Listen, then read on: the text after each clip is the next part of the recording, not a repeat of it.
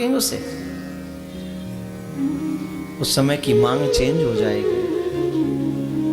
ठाकुर आ जाए तो कह देंगे मेरे प्यारे इस दुनिया से बुला ले, इस दुनिया से उठा दे, अब नहीं चाहिए मुझे, इस दुनिया में नहीं रहना, नहीं रहना है इस दुनिया। तेरे चरणों का दीदार करते करते, दर्श करते करते युगल चरण के ये प्राण निकल जाएं, इस संसार में पुनर्जन्म ना हो, यही कृपा करके दे दो, और कुछ नहीं चाहिए।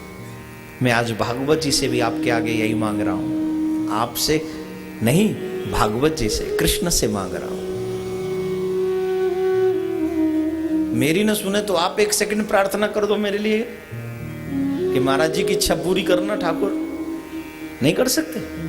मैं व्यासपीठ से हजारों बार बोलता हूं तुम्हारा कल्याण हो, तुम्हारी इच्छाएं पूरी हो, तुम मेरे लिए एक बार नहीं कर सकते प्रार्थना? कई लोग तो नहीं कर सकते। आपके लिए इतना भी टाइम हम क्यों खराब करें? मत करो, हम अपने आप ही प्रयास कर लेंगे। तो जब दुनिया देने वाला छोटा हो तो छोटी मांग रखनी चाहिए, और जब देने वाला बड़ा हो तो डिमांड बड़ी रखनी चाहिए। और ठाकुर से बड़ा कोई दुनिया में दाता नहीं है, दानी नहीं। ध्रुव ने कहा मुझे ऐसा नहीं चाहिए जो मिट जाए, मुझे ऐसा दे दो जो कभी ना मिटे। क्या बोले? अपने चरणों की भक्ति दे दो। और तो सब मिटने वाला है, आपके चरणों की भक्ति मिटने वाली नहीं। भगवान प्रसन्न होते हैं और भगवान कहते हैं तुम यहां भी राज्य करोगे और तुम मेरे लोक में भी आकर राज्य करोगे। विष्णु लोक दे दिया जिसका नाम आज ध्रुव लोक है, अपना लोक दे दिया और कहा तुम सशरीर ही मेरे धाम में आओगे। कितनी बड़ी कृपा का अभिवर्षण मेरे ठाकुर करते हैं। अगर कोई बचपन से ही मेरे ठाकुर का हो जाए तो मेरा ठाकुर कभी उसे अधूरा नहीं छोड़ता।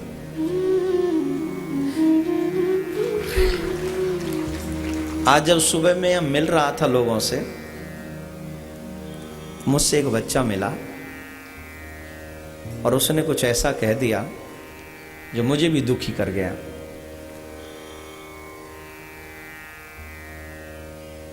उस बच्चे का संदेश मैं आपको बता दूं। उस बच्चे ने कहा कि मेरे माँ बाप नहीं हैं, मेरा इस दुनिया में कोई नहीं है, और मुझे कैंसर है।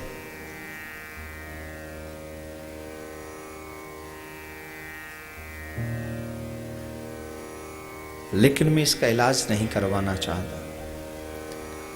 मैं चाहता हूं कि जब तक जिंदा रहूं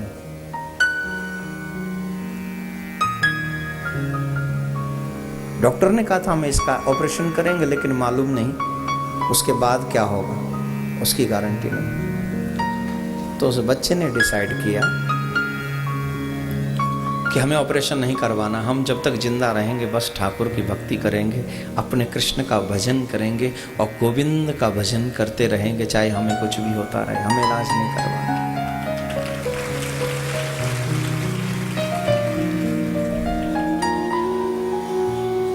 और वो बच्चा यहीं बैठा है, हम सबके बीच में।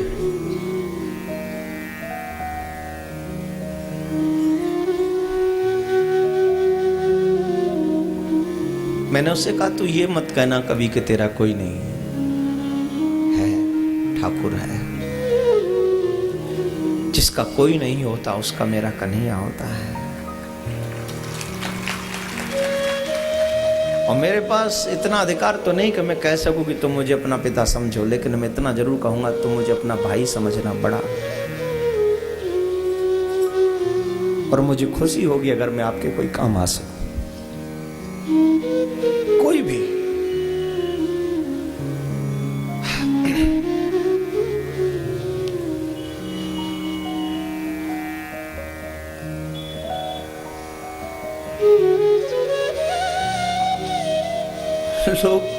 लोगों के पास सब कुछ है, फिर भी भक्ति नहीं कर सकते, धर्म नहीं कर सकते। लेकिन एक वो बच्चा भी है जिसके पास संसारिक कोई रिश्ता नहीं, ऊपर से दुनिया की बहुत बड़ी बीमारी लगी है, उसके बाद भी वो ऑपरेशन नहीं करवाना चाहता। क्यों? बोले जब तक जिंदा रहूंगा भजन करूंगा, सही माने में। ऐसे ही कुछ लोगों की श्रद्धा पर यह धर्म टिका हुआ है, सिर्फ ऐसे ही लोगों की श्रद्धा। और मैं भगवान से कहता हूं, मेरी व्यासपीठ भगवान से ये प्रार्थना करती है हाथ जोड़कर, हे गोविंद, ऐसे संसार के जितने भी दुखी लोग हैं उनका दुख दूर हो और वो आराम से आपके चरणों की भक्ति कर सके, ऐसा उनको शक्ति दो, ऐसी उनके ऊपर कृपा वर्षाओ।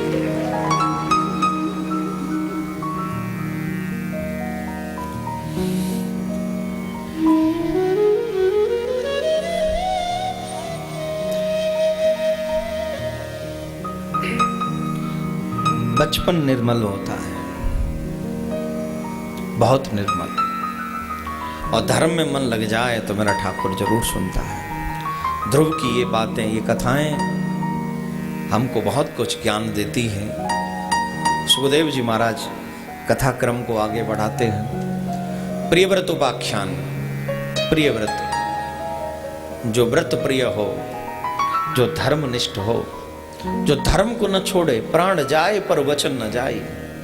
चाहे प्राण चले जाएं, लेकिन प्राण चले जाने के बाद भी हम अधर्म की राह पर न चलें, ये हमारा धर्म सिखाता है। ऐसे ही लोगों को इतिहास बार बार गाता है।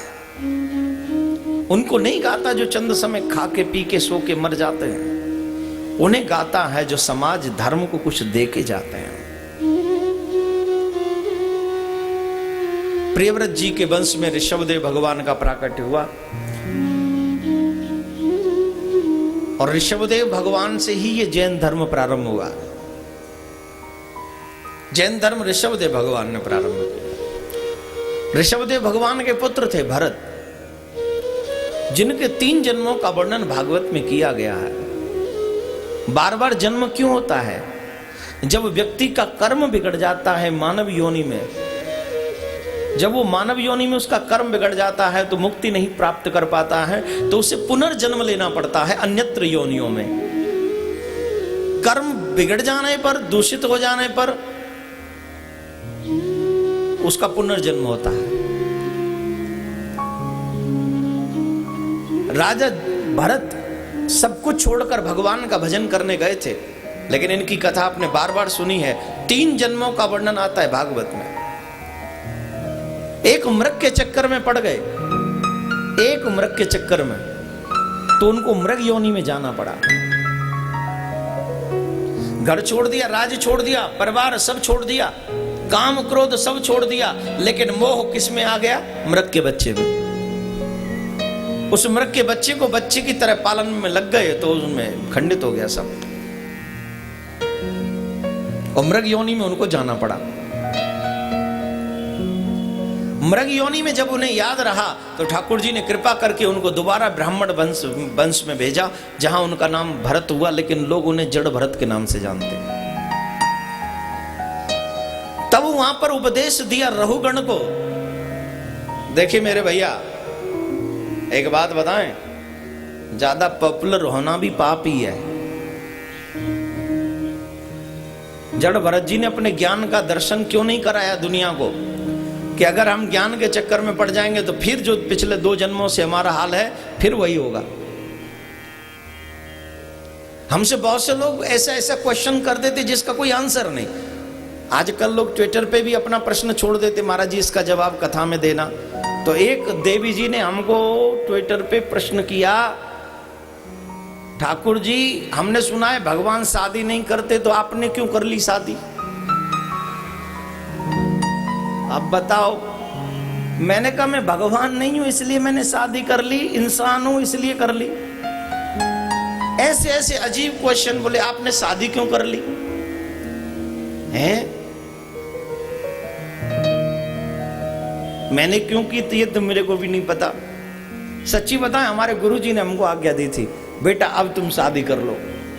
तो गुरु जी की आज्ञा पालन करने के लिए हमने शादी कर ली। अब लेकिन ये चीज हम किस किस को बताएं? ऐसे ऐसे क्वेश्चन लोग कर देते हैं, आपने शादी क्यों की? वैसे आप सबसे भी कहूंगा, आप लोग डायरेक्ट ट्विटर पे जुड़ जाओ, ऐसे क्वेश्चन किया करो फिर मेरे से। ऐसा नहीं है, मैं आप सबसे निवेदन में आपके क्वेश्चनों का आंसर वहां तो नहीं देता हूं, लेकिन यहाँ टीवी के माध्यम, कथा के माध्यम से आपको दे देता हूं। तो आप सबसे भी निवेदन है, कोशिश ये करें कि धर्म से संबंधित ही प्रश्न अगर आप पूछें तो ज्यादा मुझे खुशी होगी, बजाय पर्सनल मेरी लाइफ के। इस कथा करने के बाद भी मैं एक परिवार में रहता हूं, मेरी माताजी हैं, पिताजी हैं, और हमारी वो भी हैं, और छोटे छोटे बाल गोपाल भी हैं। तो अब मेरी पर्सनल लाइफ को जानने में इंटरेस्ट मत रखिए। कथा में जो मैं आपको बोलता हूं वो आपके मतलब का है, और उसी को स्वीकार करिए, उसी को अपने जीवन में उतारिए। यही महत्वपूर्ण है, और यही आपके काम भी आने वाला है। अब मैं अपने बच्चों को अपनी गोद में कितनी देर खिलाता हूं, ये आपके काम आने वाला नहीं है, ये थोड़ी आपके काम आएगा। तो इसलिए मेरा निवेदन है, ट्विटर पे जुड़े तो सब, लेकिन क्वेश्चन मतलब से ही करें, धर्म से संबंधित प्रश्न हो। तो ज्यादा थोड़ा हो जाना भी मुश्किल होता है, इसीलिए भरत जी महाराज ने अपना ज्ञान का प्रदर्शन नहीं किया। लेकिन एक दिन रहुगण की पालकी में जब उनको लगा दिया गया, तो वो देखते थे चेंटी कोई मर न जाए, तो वो कभी इधर चेंटी से भी बच के चलते थे। तो उसमें रहुगण का जो सर है वो ऊपर लगता था पालकी में, तो उसको चोट होने लगी। तो उसने कहा ये कौन बाबरा खड़ा कर दिया? तो बाहर झांक कर देखा तो भरत जी हष्ट पुष्ट थे। बोले शरीर तो तेरा बड़ा हष्ट पुष्ट है, तुझ पे पालकी नहीं उठाई जा रही। तो भरत जी महाराज से रहा नहीं गया, और भरत जी महाराज ने कहा इस लंबे पतले मोटे शरीर पे क्या रखा है? मायने शरीर नहीं रखता, मायने तो सिर्फ तुम्हारी आत्मा रखती है, और वो न किसी की मोटी होती है, वो न पतली होती है, वो तो बराबर होती है। ऐसा तो नहीं है कोई 125 किलो का है तो वो दुनिया के ज्यादा काम आ जाएगा, और एक 25 किलो का ही है तो वो दुनिया के काम नहीं आएगा।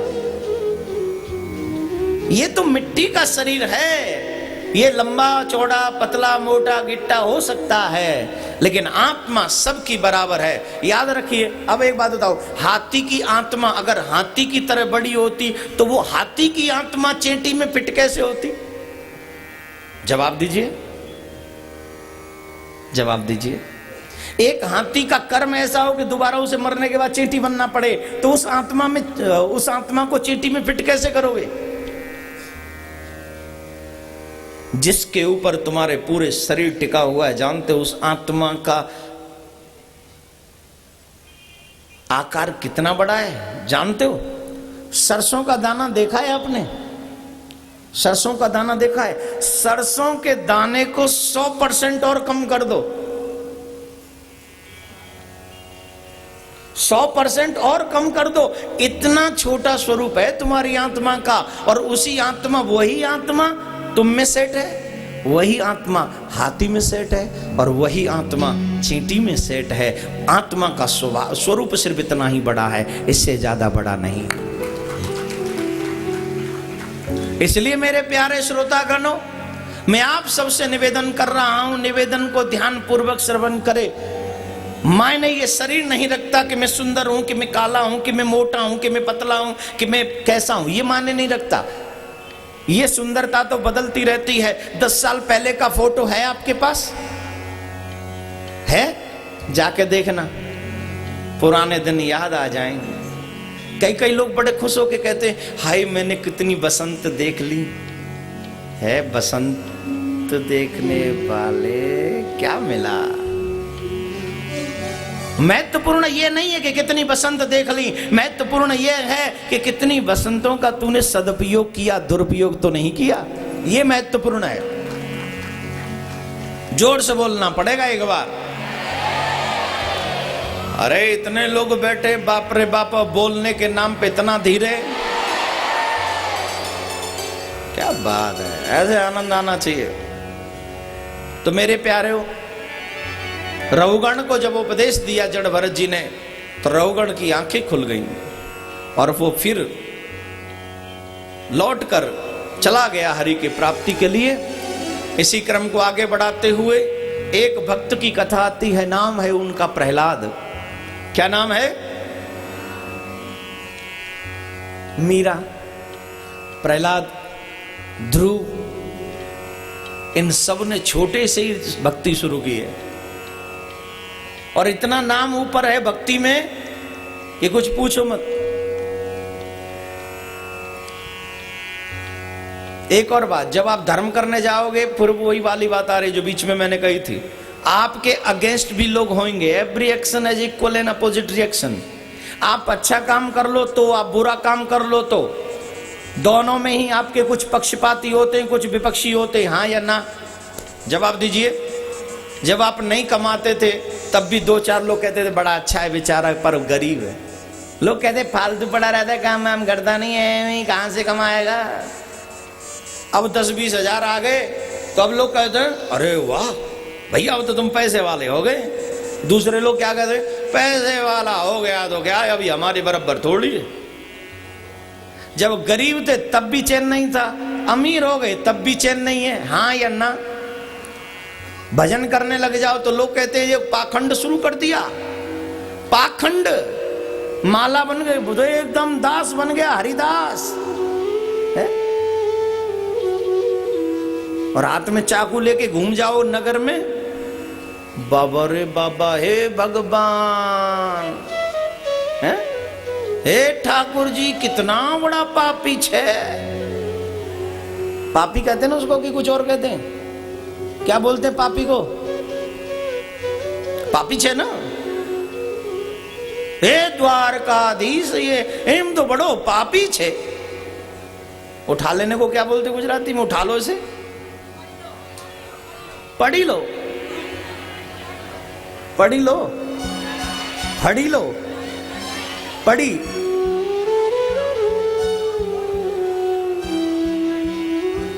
पाड़ी लो, हे द्वारकाधीश इनने पाड़ी लो। इतना ही बहुत है, इतना ही बहुत है, इससे ज्यादा खराब हो जाएगी फिर। राधे राधे बोलना पड़ेगा।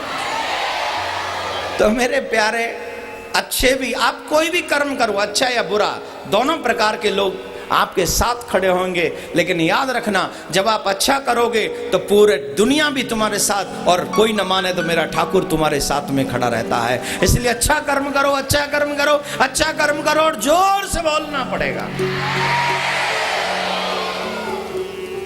प्रहलाद जी महाराज जब भक्ति करने गए तो उनके पिताजी उनके अगेंस्ट हो गए। तू मुझे भगवान मान नहीं तो मैं तुझे मार दूंगा। बोले मार दो। मारने वाला है भगवान, बचाने वाला है भगवान। मारने वाला है भगवान, बचाने वाला है भगवान। मारने वाला है भगवान, बचाने वाला है भगवान। हो बालनवा का होता जिसका, बालनवा का होता जिस, रक्षक दया निधान। मारने वाला है भगवान, बचाने वाला है भगवान।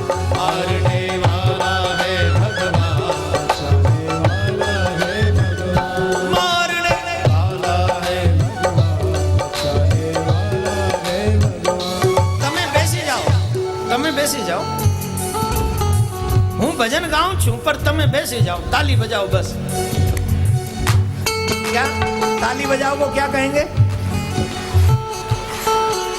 ताली बजाओ को क्या बोलते हैं?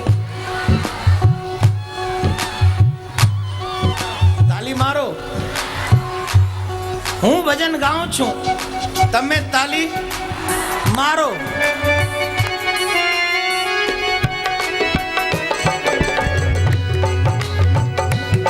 प्यारे की जय हो।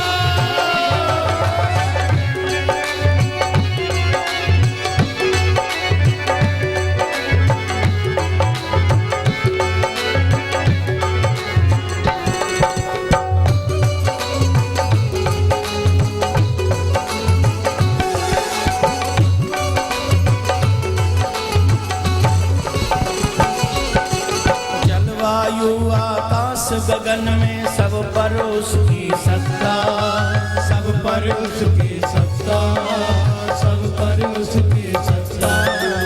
उसकी मर्जी के बगैर तो हिल नहीं सकता पत्ता, हिल नहीं सकता पत्ता, हिल नहीं सकता पत्ता। वो क्या होनी है क्या अनहोनी, क्या होनी है क्या अनहोनी, सबका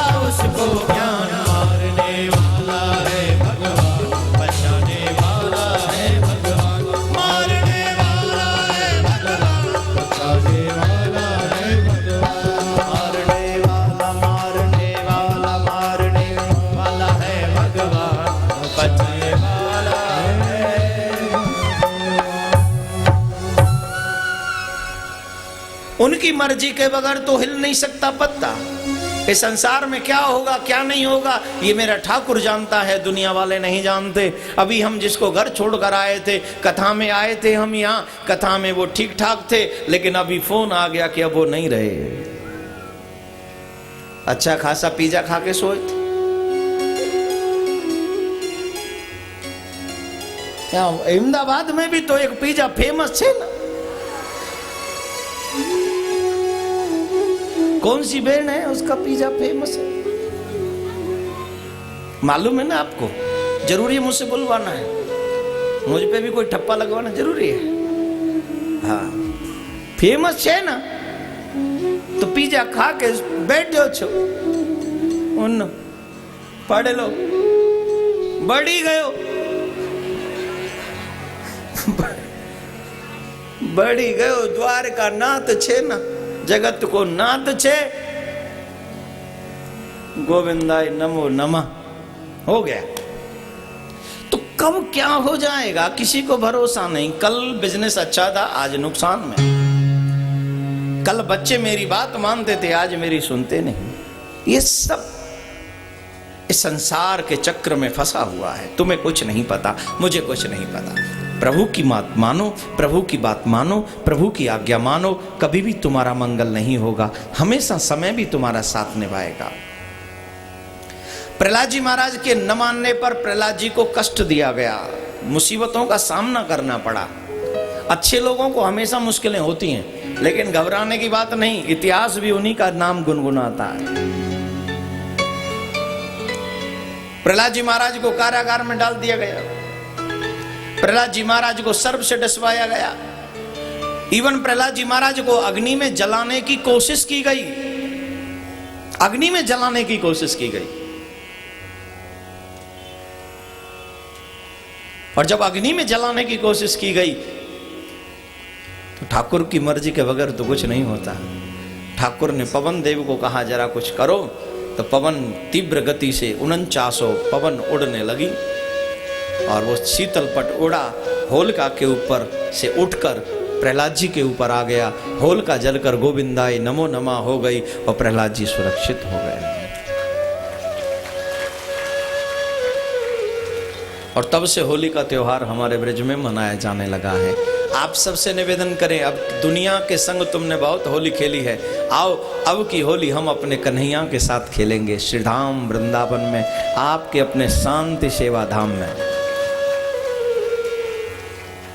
आप आना। कौन कौन आएगा वृंदावन होली के दिनों में? आओगे? बहुत लोग तैयार बैठे हैं, है ना? ताई राजकुमार जी नहीं आओगे? तो हाथ उठाने में शर्म आ रही कि बीवी ने मना कर दिया है? विद फैमिली आएंगे हैं? आप लोग सभी से निवेदन है मेरा, जो भी आस्था के माध्यम से सुन रहे हैं उनसे भी आइए और एक बार होली पर आकर देखिए कि आपने जो धन दिया है हमने उसका यूज किया है कि मिस यूज किया। एक बार आइए और अब की होली मेरे कन्हैया के साथ खेलिए, मेरे गोविंद के साथ खेलिए और कन्हैया के हाथों से अपने ऊपर रंग डलवाइए और जीवन को रंगा रंग कर लीजिए, कृष्ण के रंग में ओतप्रोत कर लीजिए। ऐसा रंग बरसे, ऐसा रंग बरसे कि जिंदगी में और किसी रंग की इच्छा ही ना बचे। अब का होली का रंग मेरे कन्हैया के संग। आइए आनंद के साथ, आप सबको निमंत्रण है मेरा, आप सब पधारें। प्रहलाद को देखा हिरण्यकश्यप ने कि ये प्रहलाद नहीं मरा, अग्नि में भी नहीं जला, तो उन्होंने कहा कि ठीक है मैं पहले तेरे भगवान को मारूंगा, बता तेरा भगवान कहां है। सर्वम कृष्णमयम जगत सर्वम खलविदम ब्रह्म, ईश्वर कहां नहीं है, हर जगह मौजूद है। हरि व्यापक सर्वत्र समान, हर जगह तो मौजूद है, वो कहां नहीं है सर? बोले खंबे में भी, बोले खंबे में है। हिरण्यकश्यप ने मुष्टिका का प्रहार खंबे के ऊपर किया और जैसे ही मुष्टिका का प्रहार खंबे के ऊपर किया, खंबे के 2 पल्ले हो गए, 2 पार्ट हुए और उसमें से नरसिंह भगवान प्रकट हो गए। बोले नरसिंह भगवान की जय। बहुत से लोग कहते हैं कि भगवान भक्तों की नहीं सुनते, झूठे ही वो लोग, कभी भक्त बने ही नहीं तो ऐसा ही कहेंगे। अरे कोई बन के तो देखे भगवान का भक्त। आज बताइए संडे के दिन कौन कौन आया है जो सिर्फ छुट्टी के चक्कर में आए हैं? ये भी अमेरिका हो रहा है धीरे धीरे हमारा भारत। छुट्टी वाले दिन ही आते हैं ये लोग, बाकी के सब माया के ही चक्कर में लगे। ऐसा नहीं, 2-4 दिन अपना काम मेरे ठाकुर के हवाले छोड़कर देखो। पिछली बार छोड़ा था नुकसान हुआ क्या? कोई नहीं हुआ ना, तो अब की बार छोड़ दोगे तो क्या नुकसान होगा? ठाकुर हमेशा तुम्हारा बिजनेस बढ़ाता है, प्रॉफिट करता है, नुकसान नहीं करता।